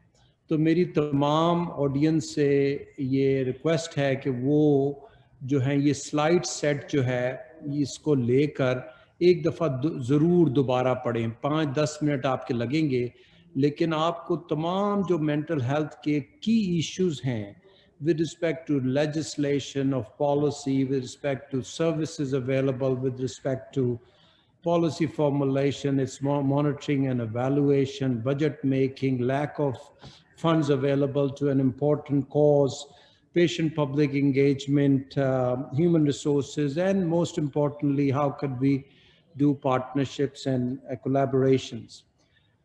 I think one thing that binds all of this together is what you, Dr. Imran, said right at the beginning, is the life course approach we need to adopt. And that has, if we were to draw one thing out of the life course approach, that would be early interventions. So intervene early, because that would bring you the biggest rewards throughout the life course. It will bring rewards. And that, when the last speaker was talking about intervene at the school level, when Dr. Zarqa Suharwardi was saying, go to the communities and bring about interventions there, because there you could, right at the beginning of a problem, could address it through scientific approaches. So that's very important. And we all are in that group of saying early interventions if we want to improve mental health. That said, what we also forget, those who miss the boat of early interventions, they should not be left behind. Nobody should be left behind in this process. So mental health amongst the elderly is a major issue that we continue to fail to address. So life course approach doesn't mean that once people miss the boat of early interventions, never they will get a chance to be treated and cared for. So it's important that we continue to think about each distinct stage when we are promoting a life course approach. Also, in one thing that one of the speakers, and I'm missing, I think Dr. Afzal said at the end, or somebody said at the end, is very important. Use your problems, use your challenges as an opportunity to find local solutions. So he was saying, yes, there is a stigma, but we, through our existing insufficient, inadequate resources, we found solutions to those stigmas. So we cannot just continue drumming up drumming up that there is so much stigma and there's so lack of resources and awareness and all that. We have to, within that limited mode, we have to find our solutions. We have to keep moving forward. We'll have to keep arguing for additional emphasis and resources for this very important aspect. I think one other aspect that needs to be needs to be highlighted in this approach is right from the beginning, Dr. Naseem, Dr. Nusrat, and others were engaging the policymakers right at the top, starting from President Alvi to parliamentarians, to provincial parliamentarians, federal parliamentarians, because we academics often make that mistake that if it is clear to us what needs to be done, it will happen. And we keep drumming up that fact that this needs to be done, this needs to be done. And then after a while, we start talking about, oh, nobody listens to us and they should have done this a few years ago when I last wrote this report.